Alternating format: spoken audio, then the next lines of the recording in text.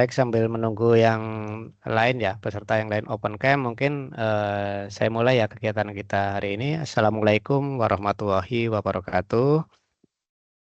Sebagaimana undangan dari KPPN Solo ya, tanggal 17 April kemarin terkait bahwa pada hari ini kita akan menyelenggarakan terkait dengan refreshment pengelolaan keuangan daerah bagi pemerintah kabupaten kota mitra KPPN Solo. Kita agak molor ya kegiatan tadi, seharusnya kita mohon maaf, seharusnya jam 9 karena ada perubahan link ya, kita yang awalnya pakai Zoom dan menggunakan Microsoft Teams.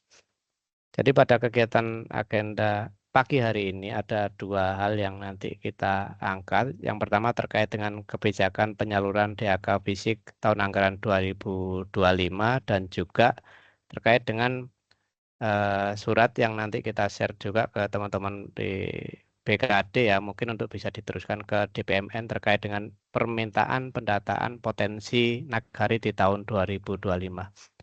Baik, untuk tidak memperpanjang mukadimah, untuk kesempatan pertama mungkin kami persilakan kepada Ibu Ika Saria Indiatun selaku Kepala KPPN Solo untuk membuka kegiatan pagi hari ini. Kepada Ibu Heni, kami persilakan. Oke, baik, terima kasih Mas Bayu. Izin Pak Yanuar, teman-teman di Kota Solok, kemudian di Kabupaten Solok, terdengar suara saya? Jelas, Bu. Siap, baik ya, izin. Assalamualaikum warahmatullahi wabarakatuh. Yang terhormat Kepala BKD Kota Solok, Kepala BKD Kabupaten Solok, dan Kepala BPKD Kabupaten Solok Selatan atau yang mewakili. Kemudian juga yang saya hormati rekan-rekan di KPPN Solok yang telah mempersiapkan agenda ini dengan baik ya, sangat baik ya, mudah-mudahan nanti lancar sampai akhir. Alhamdulillah, puji dan syukur kita sampaikan kehadirat Allah Tuhan Yang Maha Esa, karena atas perkenannya kita diberikan kesempatan kesehatan untuk bersilaturahmi walaupun secara virtual, sekaligus nanti akan berdiskusi di dalam kegiatan fokus group discussion refreshment pengelolaan keuangan daerah. Mumpung masih dalam suasana lebaran di penghujung Syawal ini, izinkan kami juga mengucapkan minal aidin wal faizin, mohon maaf lahir dan batin. Semoga apa yang sudah sama-sama kita lakukan, ibadah-ibadah kita yang sudah kita tunaikan akan mendapat pahala dari Allah Subhanahu wa taala. Amin ya rabbal alamin. Bapak Ibu hadirin yang saya banggakan, ini terima kasih sekali atas waktu luangnya di sela-sela kesibukan kita, dan ini juga sesuai dengan undangan kami. Agenda pagi ini tadi juga sudah disampaikan Mas Bayu, ada 2 materi yaitu terkait dengan kebijakan penyaluran DAK fisik tahun anggaran 2025, serta mungkin nanti akan ada materi yang mungkin ya di luar yang pernah kita lakukan sebelumnya, yaitu terkait dengan menggali potensi nagari. Nah, materi ini sebenarnya juga sudah kami sampaikan secara surat ya, dan insya Allah ya Bapak Ibu juga secara aturan juga sudah menerima ya. Saya berharap ini sudah dibaca dan dipelajari, bahkan ya sudah dipersiapkan dokumennya sehingga nanti pada waktunya ya ini bisa untuk dokumen fisik bisa disegerakan ya sebelum nanti batas waktunya di bulan Juli ya itu datang ya dengan tidak terasa. Nah, nanti untuk materi Pak Samsul dan Mas Bayu akan berbagi informasi, mudah-mudahan bisa kita simak bersama. Kemudian ini juga pada kesempatan yang luar biasa ini kita akan sedikit mereview apa yang sudah sama-sama kita kawal, baik dari kami maupun dari teman-teman di daerah, pemerintah daerah, sampai dengan akhir triwulan 1 yang lalu yang berakhir di tanggal 31 Maret ya, beberapa hari menjelang sebelum lebaran ya, kita semua sudah menyelesaikan beberapa agenda di triwulan 1. Jadi pertama ini terkait penyaluran DAP fisik sampai dengan triwulan 1 yang lalu, sama-sama kita ketahui juga ya sejalan dengan kebijakan efisiensi dari pemerintah, kita semua juga kami di instansi vertikal juga sebagian posisinya masih sama-sama menunggu ya terkait khususnya besaran alokasi yang akan dicadangkan dalam rangka efisiensi. Catatan kami untuk pemerintah daerah di wilayah atau mitra KPPN Solok itu ada 3 bidang yang terdampak efisiensi, yaitu bidang konektivitas, bidang irigasi, dan pangan pertanian. Ya memang tidak semua pemerintah daerah terdampak ya Kota Solok sepertinya tidak terlalu terdampak oleh pencadangan terkait dengan dana fisik ini sendiri. Ini yang paling besar ya teman-teman di Kabupaten Solok, Budina dan tim ya, ini pemotongan pagunya hampir 50% ya di fisik ya, yang semula sekitar 87 miliar ya setelah dipotong 43 miliar ya menjadi sisanya. Ya mudah-mudahan ini juga sudah dimulai ya proses perencanaannya, ya proses pelelangnya, dan juga di Kabupaten Solok Selatan ini di tempatnya Pak Andi dan tim ya, ini juga terdampak akan efisiensi ya, kebijakan efisiensi hampir 50% atau tepatnya 46%. Ya, jadi memang triwulan 1 kemarin ya belum ada satupun bidang-bidang ya yang memang menjadi tanggung jawab di masing-masing pemerintah daerah yang dilakukan penyaluran. Nah, setelah ya kemarin kita sudah tahu ya berapa besaran yang akan atau dapat disalurkan oleh masing-masing pemerintah daerah, nanti ya Bapak Ibu segera berkoordinasi dengan para pengampu bidang-bidangnya agar di 2025 ini seluruh kegiatan yang ada di bidang-bidang itu sudah direncanakan dan sudah ya mulai dicicil ya, diajukan ya penguploadan dokumen syarat salurnya sebelum bulan Juli ya, nanti ini bisa kita cicil ya, kita tidak usah menunggu cerita-cerita tahun sebelumnya akan adanya perpanjangan ya, kita pakai tanggal yang sudah ditetapkan di ketentuan awal. Kemudian yang kedua, ini terima kasih sekali ya Bapak Ibu di pemerintah daerah, khususnya pemerintah daerah Kabupaten Solok dan Solok Selatan yang terkait dengan penyaluran dana desa ya. Jadi di triwulan 1 kemarin ya sudah sebagian besar dana desa tersalurkan kepada penerima ya. Untuk Kabupaten Solok Selatan ya terima kasih sudah 100% di akhir triwulan 1, dan untuk Kabupaten Solok ya mohon ini sisanya ya di catatan kami sampai dengan triwulan 1 yang kemarin masih terdapat 7 desa ya atau nagari ya yang belum salur di Kabupaten Solok. Ya mudah-mudahan tidak ada yang artinya dokumennya sudah disiapkan ya, sehingga tinggal proses pengajuan dokumen dan proses proses penyalurannya saja ya, karena ini juga kita berkejaran dengan waktu. Ketika yang dana desa tahap 1 belum salur, nanti akan ada fisik, kemudian nanti sudah masuk tahap-tahapan berikutnya, jadi akan bertumpuk nanti kalau kita tidak nyicilnya. Belum lagi nanti jika ada kegiatan rekonsiliasi ya pajak pusat yang biasanya nanti di bulan Juli ya terkait dengan setoran di semester 1 juga harus sudah kita selesaikan.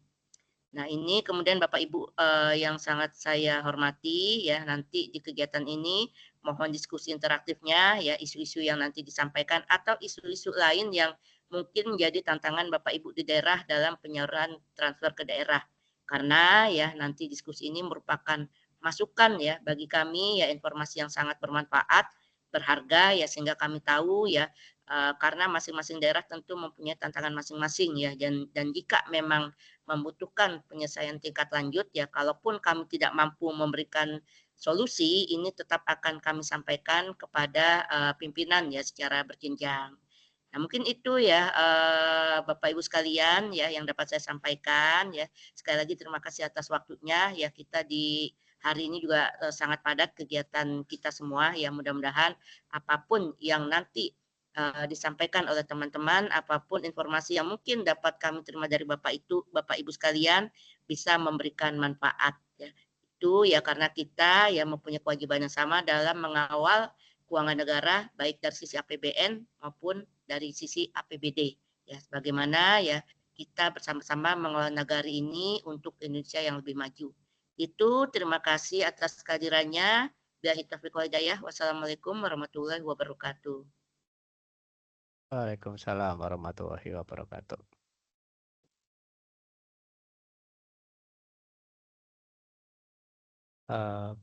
Baik, terima kasih Bu Eni selaku Kepala KPPN Solo atas pembukaan kegiatan kita di pagi hari ini terkait refreshment pengelolaan keuangan daerah.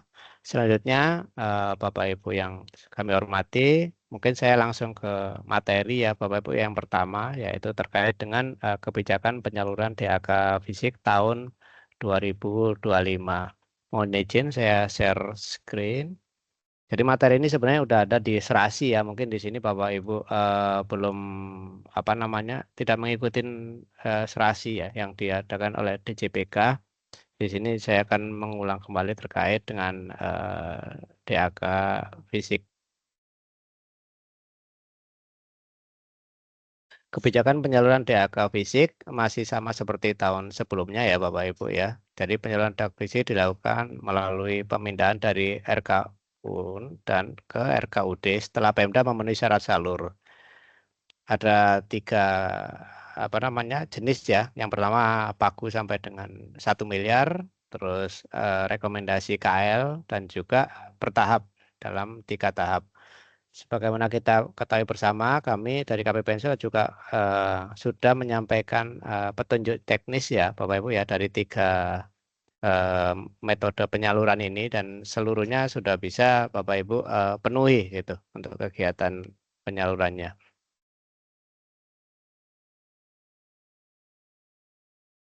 Timeline penyaluran sebagaimana disampaikan batas waktu penyampaian yang pertama adalah di 22 Juli ya, di pukul 17.00 WIB.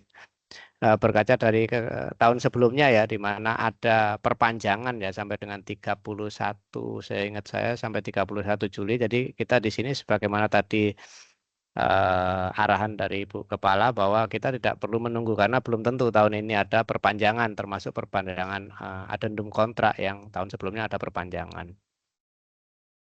Persyaratan syarat tahun di 22 Juli. Yang pertama yaitu PPJ, kontrak dan perikatan. Itu yang penting bagi Bapak Ibu ya. Mungkin informasi yang kami dapatkan beberapa sudah melakukan pelelangan, termasuk juga untuk penyampaian syarat salur sekaligus sampai dengan 1 miliar dan juga rekomendasi KL.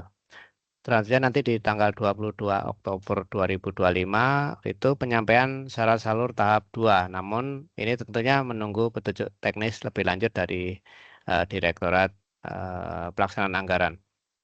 Termasuk juga penakdiran data kontrak akibat koreksi kontrak, adendum kontrak, dan juga perubahan kontrak akibat wan prestasi. Dan yang terakhir nanti di tanggal 16 Desember 2025, di situ penyampaian syarat salur tahap 3 dan penyampaian BAST sebagai syarat salur sekaligus rekomendasi KL. Ini yang pertama adalah penyaluran sekaligus sampai dengan 1 miliar. Kemarin kita udah share ya di grup ya Bapak Ibu terkait dengan petunjuk teknisnya. Penyaluran paling cepat dilakukan di bulan April. Dokumen persyaratannya paling lambat kita terima di KPPN tanggal 22 Juli pukul 17.00 WIB dan disalurkan sebesar nilai kontrak yang ada di tagging batch. Jadi tidak perlu input BAST di Omspan-nya. Sama seperti tahun sebelumnya. Contohnya untuk sekaligus rekomendasi KL penyalurannya paling cepat di April, dokumen persyaratan paling lambat di 16 Desember pukul 17 WIB. Perekaman dan persetujuan kontrak paling lambat di 22 Juli pukul 17.00. Jadi kontrak udah harus masuk di tanggal 22 Juli dan pengajuannya berdasarkan BAST yang diajukan ke KPPN.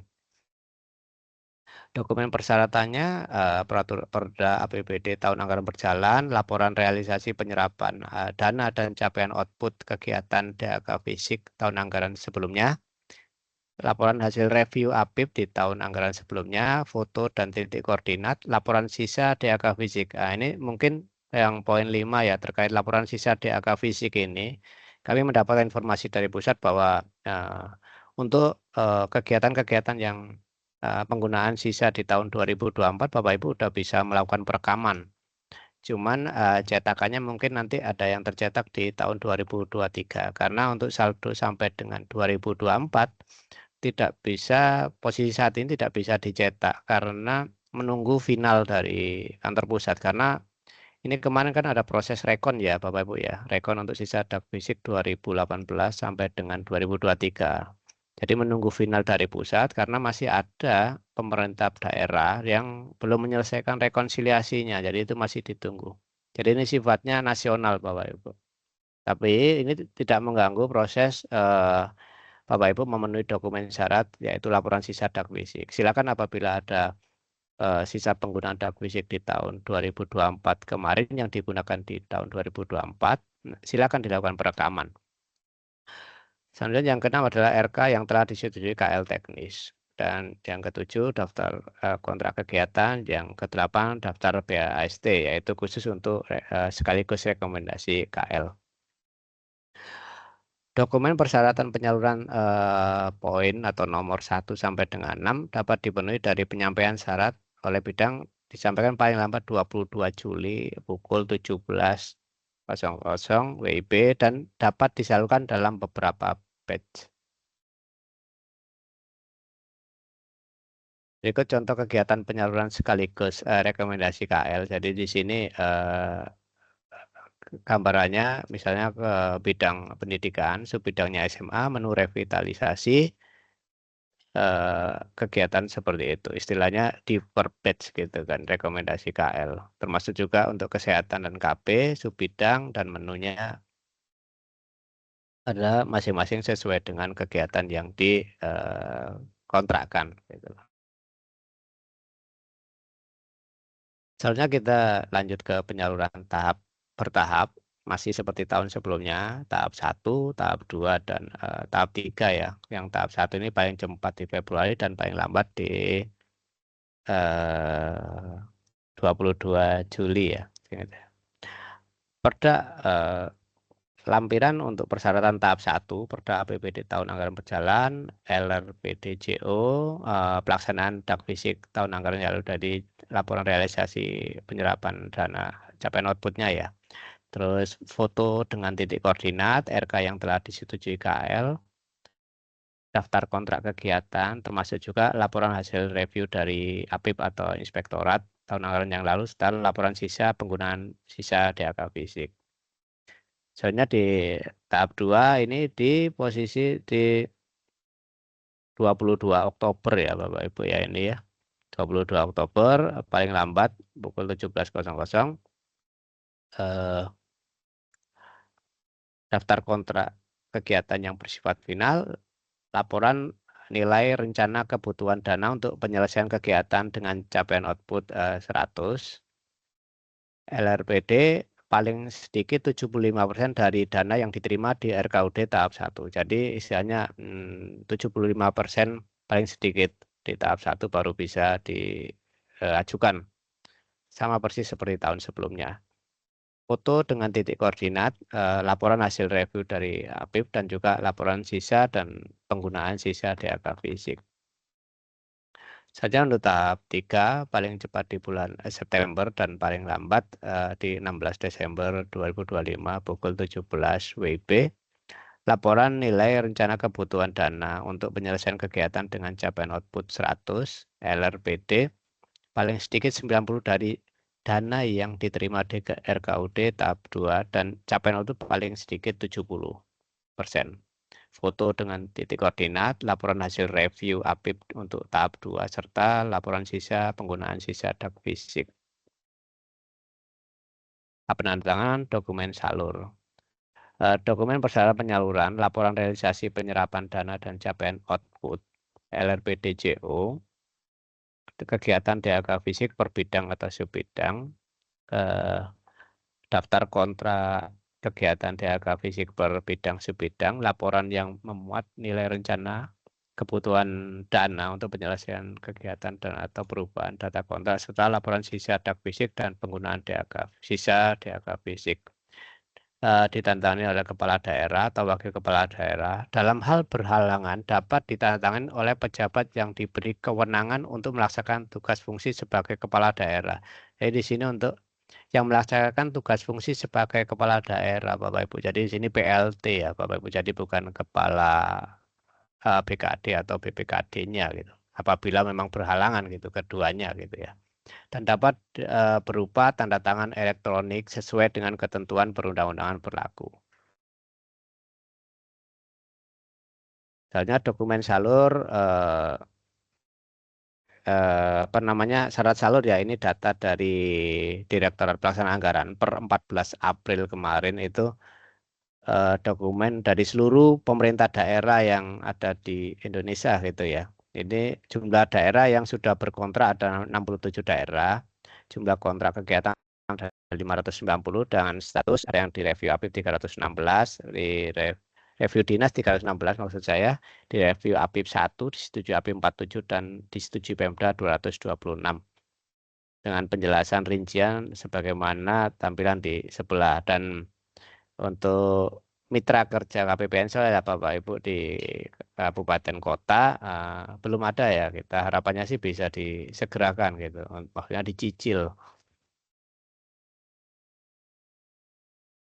Oke, proses bisnis penyalurannya sebagaimana berikut ya, mulai dari user dinas, user APIP, user BPKD, Pemda hingga permintaan penyaluran dari BPKD ke KPPN. Jadi KPPN apabila syarat salurnya itu sudah lengkap untuk verifikasi, maka KPPN punya kewajiban paling lama 5 hari sudah harus menjadi SP2D, Bapak Ibu. Penghentian penyaluran. Kepala daerah hal-hal yang menyebabkan penghentian penyaluran yaitu yang pertama, kepala daerah tidak menyampaikan dokumen syarat salur dak fisik atau melampaui batas waktu penyampaian dokumen syarat salur. Alhamdulillah di tahun kemarin kita tersalurkan ya Bapak Ibu ya, meskipun tidak 100% ya, karena ada satu bidang di kabupaten yang tidak tersalurkan untuk tahap 3-nya gitu ya. Terus KL terkait mengajukan permohonan penghentian penyaluran DAK fisik kepada Kementerian Keuangan. Jadi dari pusat ini misalnya KL-nya yang membawahi bidang tersebut melakukan permohonan penghentian penyaluran DAK fisik. Dalam hal dilakukan penghentian penyaluran seluruh atau sebagian pagu DAK fisik per bidang atau subbidang, penyaluran DAK fisik dikurangi dengan besaran penghentian penyaluran pendanaan untuk penyelesaian sisa DAK fisik atas pelaksanaan kegiatan DAK fisik menjadi tanggung jawab pemerintah daerah. Ini harapannya kita tahun ini kita bisa tersalurkan 100% ya Bapak Ibu ya, karena memang kalau memang tidak sampai batas waktu tidak memenuhi dokumen syarat salurnya ya sisanya akan menjadi tanggung jawab pemerintah daerah gitu untuk menyelesaikan pekerjaan tersebut. Dan tentunya itu akan membebani keuangan di pemerintah daerah. Sisa dak fisik, jenis sisa dak fisik. Jadi sisa dak fisik tahun anggaran sebelumnya pengakuannya sisa setelah pemerintah daerah menyampaikan syarat salur tahap 1. Sisa dak fisik lebih dari 1 tahun anggaran sebelumnya. Penggunaan sisa dak fisik dapat digunakan untuk bidang atau subbidang yang outputnya belum tercapai atau sesuai kebutuhan pemerintah daerah. Jadi pemerintah daerah lebih memahami mungkin kondisinya ya untuk dak fisik. Jadi bisa istilahnya silang gitu kan ya untuk bidang-bidang yang belum tercapai outputnya atau sesuai dengan kebutuhan pemerintah daerah. Jadi di sini Bapak Ibu di pemerintah daerah lebih memahami kondisi di lapangan ya, kebutuhan apa yang untuk mengoptimalisasi sisa DAK fisik tadi. Mengacu pada petunjuk teknis tahun anggaran penggunaan.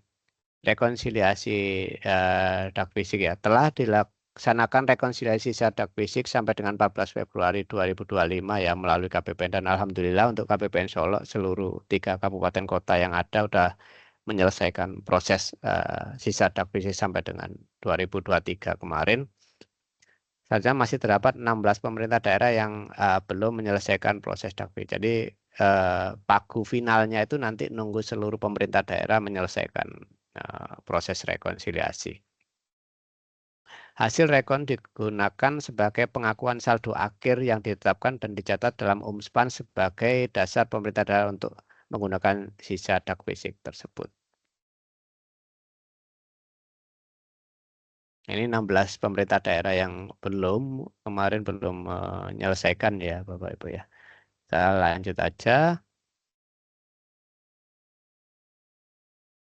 Mungkin itu terkait dengan selanjutnya ini lampiran-lampirannya Bapak Ibu terkait dengan penyaluran bertahap masih sama ya Bapak Ibu ya. Tahap 1 ini 25% dari rencana kegiatan dibayarkan 25, apabila kurang dari RK maka dibayarkan disalurkan sebesar nilai kontrak. Masih sama persis, tidak ada perubahan ya Bapak Ibu ya di tahun termasuk alur-alurnya ini seperti ini, masih sama persis. Mutakhiran. Terkait dark fishing mungkin perubahannya mungkin kemarin kan terkait efisiensi ya Bapak Ibu ya. Jadi kita mendapatkan informasi dari pusat bahwa sekarang pagu yang tersedia di Omsepan itu ada RK dan RK efektif. Jadi untuk yang kemarin terkena efisiensi ya Bapak Ibu ya, baik itu konektivitas, mohon izin juga nanti kami juga akan share. Jadi kami ada permintaan dari kantor wilayah ya terkait dengan tugas sebagai regional chief ekonomis. Jadi terkait pendataan potensi ekonomi daerah Bapak Ibu.